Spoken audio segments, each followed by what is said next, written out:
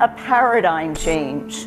We need to change from a mindset of disaster recovery and rebuilding to a resilience approach, an approach that takes a more holistic view and better protects the poorest and the most vulnerable among us.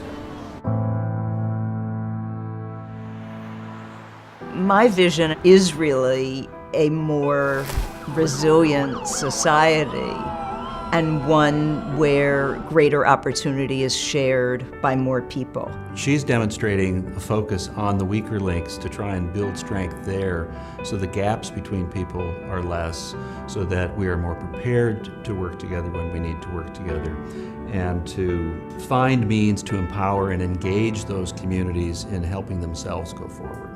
It's always mattered to me that people feel empowered to participate in decision-making, in thinking, in outcomes that really affect them. And this work enables that vision to be actualized.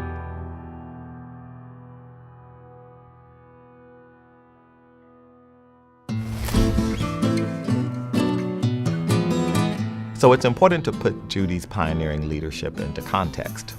Whether it was at Yale, beginning as a lecturer, becoming very popular, moving up in the ranks, ultimately becoming provost, showing that just because you're in academia doesn't mean that you have to be inside.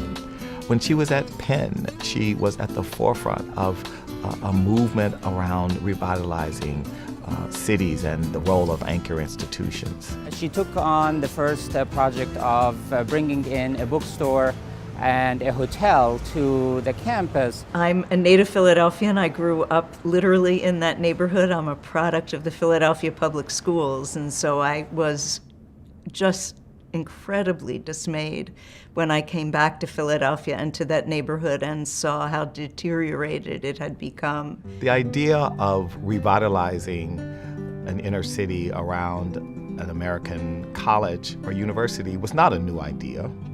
But what was new was that Judy both talked about the idea of urban revitalization and actually did something about it. She understood that would be good for the city, and that what was good for Penn was good for the city, and what was good for the city should be good for Penn. And this was a rare case of someone who knew the place.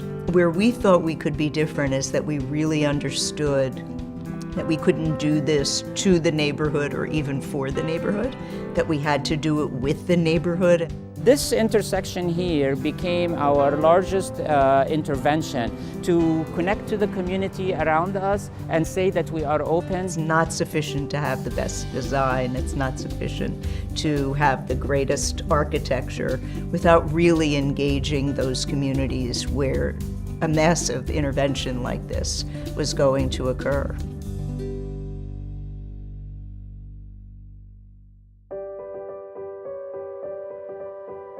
At the Rockefeller Foundation, Judy brought that same sense of pioneering leadership and of an unwillingness to take no for an answer.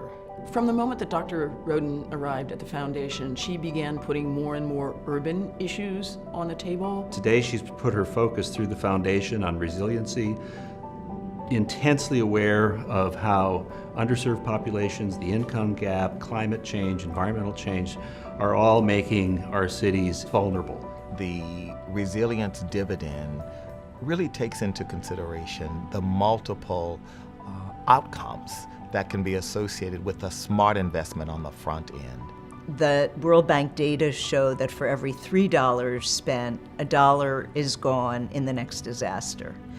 And so we want those $3 to now be spent through a resilience building lens.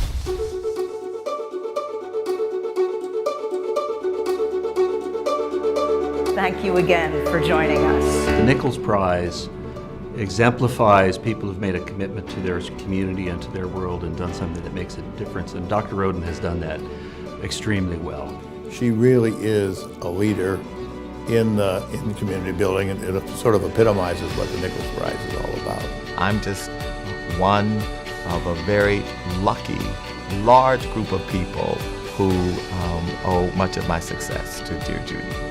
She has shown a consistent and career-long commitment to challenging problems, to breaking barriers. Judy is a person of enormous passion. I admire her intelligence, her commitment to see things through, her belief in her staff and empowering the people who work with her to do the best job they can. She makes a worthy addition to a group of illustrious past recipients.